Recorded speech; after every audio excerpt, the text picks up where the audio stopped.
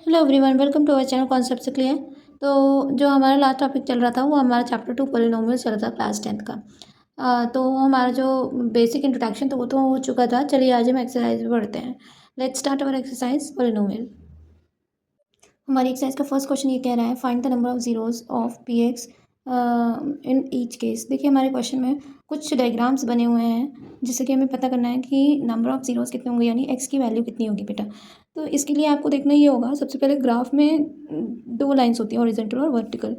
एक bending line ये show करती है कि ये हमारी एक्स एक्स डैश की है। एक्स और एक्स डैश का मतलब नेगेटिव नेगेटिव पॉइंट सीधे लाई करेंगे। अपर वाली जो लाइन है वो अपर वाला पार्ट हमारा वाई शो करता है और लोअर पार्ट आपका वाई डैश शो करता है। अगर वो लाइन आपकी एक्स एक्सिस को कट करती है देन जितनी बार कट करेगी उतने ही नंबर ऑफ जीरोज होंगे आपके। Is there any point which cuts on x axis? ठीक है, क्या कोई ऐसा पॉइंट है जो कि एक्स एक्सिस को कट करता है? No. So p x value या number of zeros is equal to zero because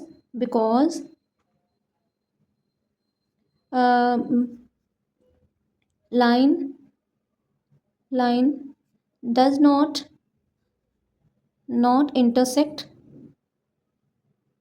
at x axis।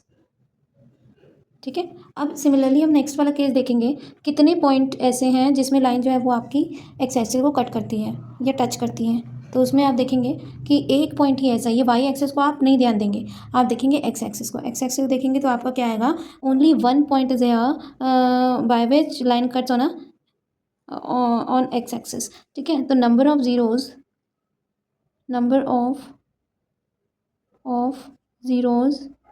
Is equal to कितना? 1। ठीक है, ऐसे ही अगर आप नीचे नेक्स्ट वाले क्वेश्चन को देखें तो कितने पॉइंट्स ऐसे हैं जो कि कितने लाइन कट कर रही है? तो आपके कितने पॉइंट्स हैं? 4 पॉइंट्स, 1 2 3 और 4। तो नंबर ऑफ ज़ीरोज़ आर 4। ठीक है, अब नेक्स्ट वाला लास्ट क्वेश्चन हम अपना देखते हैं इस एक्सरसाइज का। इसमें देखेंगे कि एक पॉइंट तो आपको क्लियरली दिख रहा है और एक पॉइंट ऐसा है जो कि कट तो नहीं कर रहा लेकिन टच कर रहा है, तो आप इसको भी काउंट करेंगे 1 2 एंड 3। तो number of zeros is equal to 3। ठीक है, तो हमारी फर्स्ट एक्सरसाइज ऐसी थी। चलिए हम अपनी नेक्स्ट एक्सरसाइज के ऊपर बढ़ते हैं। नेक्स्ट एक्सरसाइज हमारी है 2.2, जिसमें कि हम लोग क्या करेंगे, क्वाड्रेटिक इक्वेशन को कैसे सॉल्व करते हैं वो देखेंगे। सबसे पहले आपको क्वाड्रेटिक इक्वेशन होती है let an equation is in the form of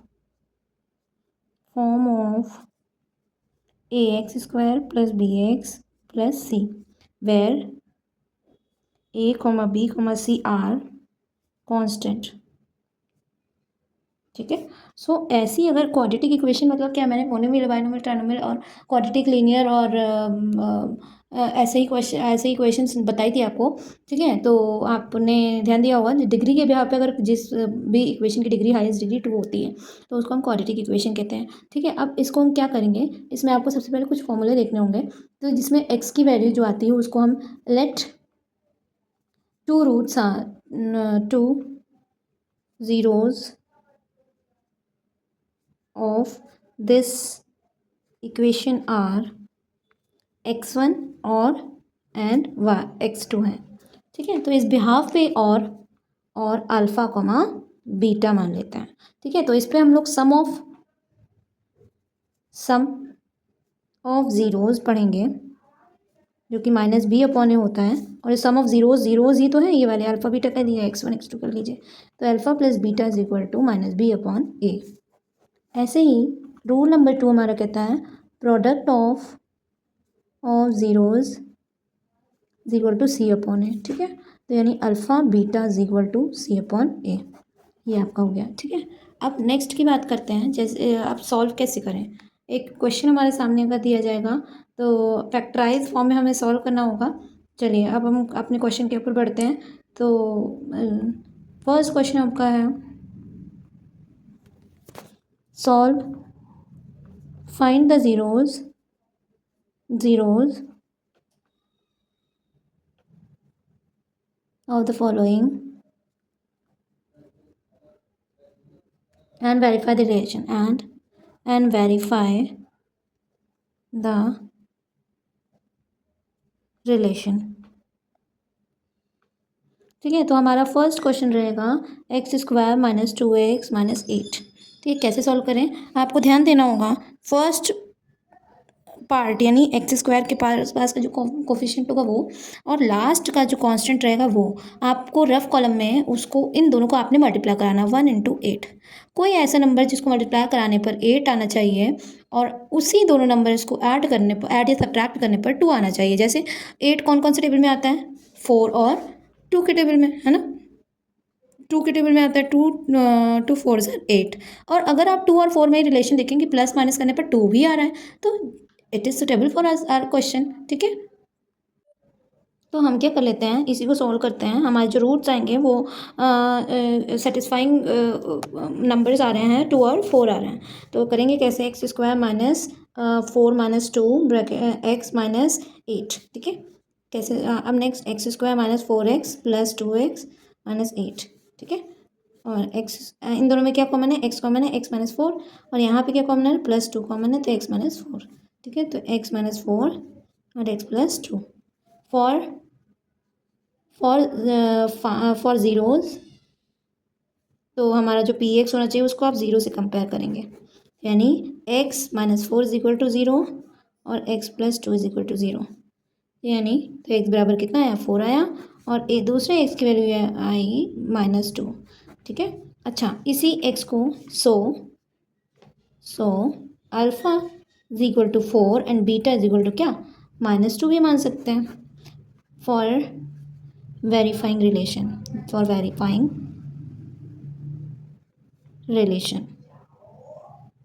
कैसे करेंगे, अब आपको करना क्या होगा बेटा, और sum of zeros is equal to minus B upon A.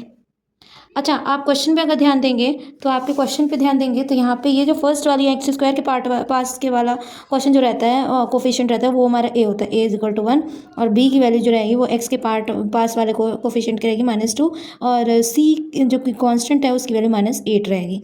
ये आपका अभी यूज़ होगा, इसके लिए अभी मैंने बता दिया। ठीक है, माइनस बी अपॉन ए। ठीक है, अभी जो हमने वैल्यू निकाली यानी sum of zero means alpha plus beta is equal to minus B की वैल्यू जो कि माइनस 2 थी, और हमारा ये एक माइनस शो करता है फॉर्मूले का, और एक माइनस जो की वैल्यू आई थी आपकी माइनस 2, और ए जो आया है वो 1 आया है। वैसे ही आप अल्फा और बीटा की वैल्यू रखते हैं 4 प्लस माइनस 2।